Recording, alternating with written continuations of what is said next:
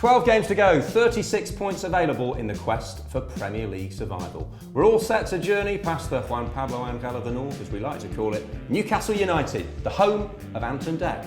We couldn't get either of them, so you stuck with me and Froggy. Froggy, how do you see it?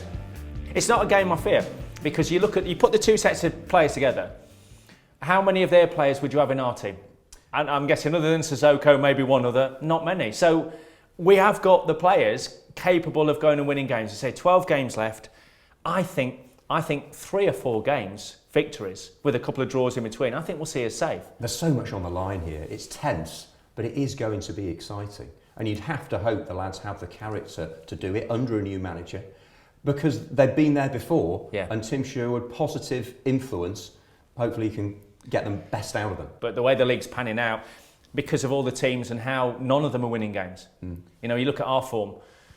Are we going to win 5 games, 6 games between now and the end of the season? It's a tall order when you've not won so many games. You know, Leicester have won 2 in 21. And all the fixtures that all of our rivals have got to play, it makes it a really fascinating running. But this is, again, another game. We're going to Newcastle at the right time. They've just been absolutely pumped up at Man City, and they look devoid of everything. Is it good to play them at that time because of a lack of confidence? Or could you say, well, hang on, they're looking for a response? So it's a difficult one, isn't it? No, because this isn't a team full of big personalities and top players. They've been stuffed against Man City. They're coming back to their home ground where the pressure is on constantly. And, you know, we've all been up to St James's Park. I'll always call it that because I can't. It changes its name every other week. But it's a tough atmosphere, because if they're not on top after 20 minutes, you can hear, you know, the groans and the catcalls and the boos already. So if we can impose ourselves really quickly and make the fans turn on the players, it's a horrible place to play if you're on the home side on the back of, you know, a couple of bad results, which they have been. So they really need to go into this game positive. And try and take the game to Newcastle. I think at this stage of the season, there's no point being negative. There's no point going up there to play for a draw. I think we need to play for a win, because it's 3 points and 3 points alone, Jack, that will get us out of our predicament. And just tell everyone who you want to look at from Newcastle this week. Yeah, we'll be looking at Coloccini, who's their talisman skipper, been there for a long time now. I think everybody associates those long locks with him and Newcastle. But for me, the main man is Moussa Sissoko. Player that was rumoured to be possibly coming here a couple of seasons ago. He's your archetypal midfield player nowadays, your Yaya Toure. You go through all the, you know, Matic at Chelsea, the big 6'4" dominating midfield player. He just drives from the middle of the park. I like him, and I actually think he could play in any one of the top 4 sides. Yeah, he scores, he creates, and the phrase driving force springs to mind with him, doesn't it? This is where our boy, we talk about concentration. This is why you've got to watch this lad, because for 90 minutes, he will break from his own 18-yard box and he'll be in advance of his own strikers and into the heart of our penalty area within 5 seconds. And he'll do that all game long.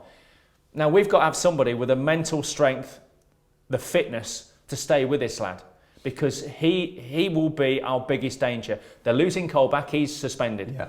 That's in itself is a huge loss, because he's been their best player this season. So you take him out, nullify him, I think we've got a real chance of getting a result. And the gaffer's got his team in place.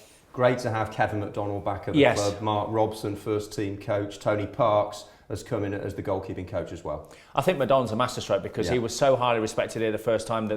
Again, to have somebody, the players, it's almost like a comfort blanket. They know him, so they'll accept him. And what Tim is, and you guys will know this already, he's very lively. He's, you know, he's heart on the sleeve, no nonsense. And what I particularly liked about him, in the face of a really tough press conference after the game, brutal honesty. Yeah. Which I don't necessarily think we always had before, you know. And I think the fans will take to that, because they don't want to be, you know, they don't want to be spun a record of we played well when we didn't. Tim will say it as is, and I think he'll let the players know in certain terms, like the mistakes have got to stop. And I think on the training pitch he'll be working hard on the fitness, and those last 15 minutes, concentration. Yeah.